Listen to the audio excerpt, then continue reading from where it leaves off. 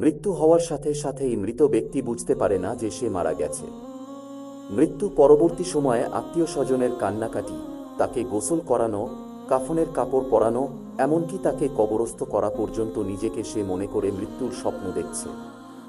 যখন তাকে মাটিতে শোয়ানো হচ্ছে তখনও তিনি স্বপ্নের ঘোরে থাকেন আর মনে করতে থাকেন এটি একটি স্বপ্ন। তারপরে সে চিৎকার করে, কিন্তু কেউ তার চিৎকার শুনে না। পরে যখন সবাই তাকে কবরের অন্ধকারে ফেলে চলে যায় আর সে মাটির নিচে একা হয়ে যায়, তখন আল্লাহ তার প্রাণ ফিরিয়ে দেন। সে চোখ খুলে তার খারাপ স্বপ্ন থেকে জেগে ওঠে। প্রথমেই তিনি খুশি এবং কৃতজ্ঞ হন এই কারণে যে তিনি যা দেখছিলেন তা কেবল একটি দুঃস্বপ্ন এবং তিনি এখন ঘুম থেকে জেগে আছেন। তারপরে সে তার দেহটি স্পর্শ করতে শুরু করে যা কেবল একটি সাদা কাপড়ে জড়িয়ে রাখা হয়েছিল। তখন সে অবাক হয়ে বলতে থাকে, আমার শার্ট কোথায়, আমার প্যান্ট কোথায়, এবং সে আরও অবাক হয়ে বলতে থাকে, আমি কোথায়, এই জায়গাটি কোথায়, সর্বত্র ময়লা মাটির গন্ধ কেন, আমি এখানে কি করছি। অতঃপর সে বুঝতে শুরু করে যে সে ভূগর্ভস্থ এবং তিনি যে অভিজ্ঞতা নিচ্ছেন তা স্বপ্ন নয়, এবং সে আরও বুঝতে পারে যে তিনি সত্যিই মারা গেছেন। তারপরেও তিনি যতটা সম্ভব উচ্চস্বরে চিৎকার করতে থাকেন এবং তার স্বজনদের ডাকতে থাকেন যারা তার উপকারে আসতে পারে, কিন্তু তাকে কেউ উত্তর দেয় না।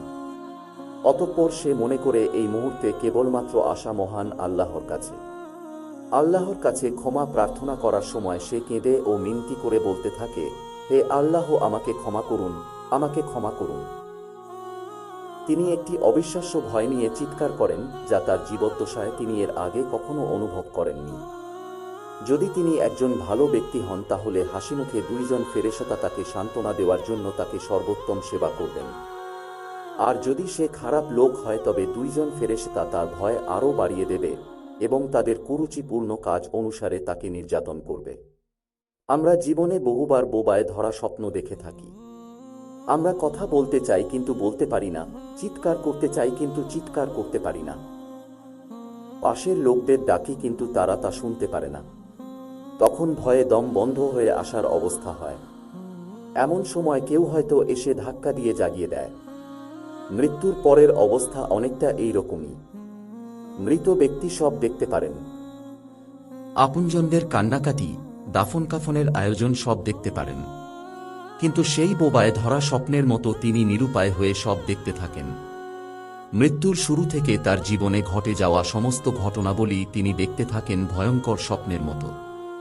হে আল্লাহ, আমার সমস্ত গুনাহগুলো ও আমার মা বাবা, স্ত্রী সন্তান এবং আমার পরিবার এবং বন্ধু বান্ধব সকলের গুনাহ ক্ষমা করুন। হে আল্লাহ, যতক্ষণ না আমি খাঁটি ঈমানদার বান্দা এবং আপনার সাথে দেখা করার জন্য প্রস্তুত না হই ততক্ষণ পর্যন্ত আমার জীবন গ্রহণ করবেন না। হে আল্লাহ, আমাদেরকে হেদায়েত দান করুন।